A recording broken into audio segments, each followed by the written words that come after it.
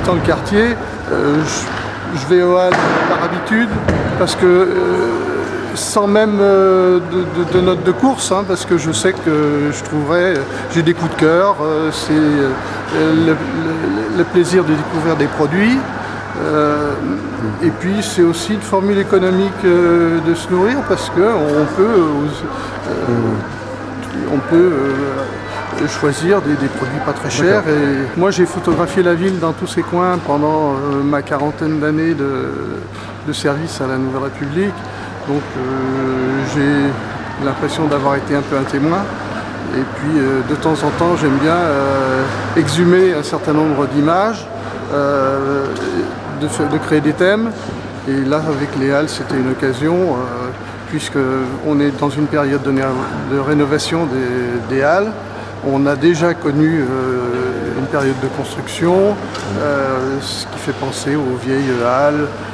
On a même pensé souvent, on a fait le lien avec les Halles parisiennes. On les a appelées Baltard, bien que Baltard était l'architecte des Halles de Paris. Celles de Tours ont été construites, c'était en 1866 l'inauguration, hein, par un architecte qui s'appelait Guérin. Mais c'était une structure métallique sur le même modèle. Les Halles telles qu'on les voit là sur ces deux photos, ça fait partie de notre vie populaire, une vraie vie populaire, telle que les gens venaient aux Halles, parce que pas que les bourgeois, pas que les bobos, toute cette vie populaire qui était en nous, mais tout était rassemblé en même temps. Aujourd'hui, on voudrait nous faire croire qu'aux Halles, il n'y a que les gens qui sont riches qui viennent faire leurs courses. Bien sûr que non, on a toujours gardé le même esprit populaire. Madame Matignon, alors moi je ne l'ai pas connue vraiment parce que j'étais trop jeune, mais on pourrait demander à Monsieur Ledoux, qui est le volailler, qui pourrait nous donner un peu d'explication. Hein, parce que moi j'étais trop jeune pour connaître tout ça. Et ça fait partie de l'ambiance, plus de ce que mon père a connu. Une image beaucoup moins connue du public, hein, c'est celle du sous-sol des anciennes Halles.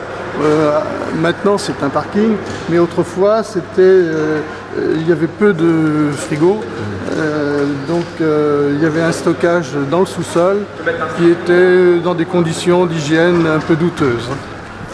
On a souvent fait un parallèle entre les Halles Baltard parisiennes et celles de Tours, de par leur structure métallique.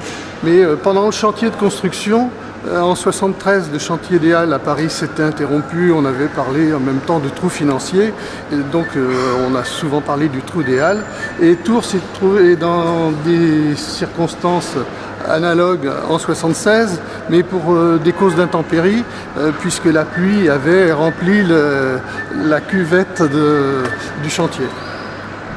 Bonjour, qui a fait les photographies. Qui a fait les photos, oui. Il était tout jeune, sauf les photos de 1900. Il était tout gamin et personne ne peut le reconnaître. Il est tout petit. Et Gérard, Oui, mais il y a partout. Gérard, c'est super. c'était tout petit. Cette époque-là, quand tu as fait les photos, il était tout petit.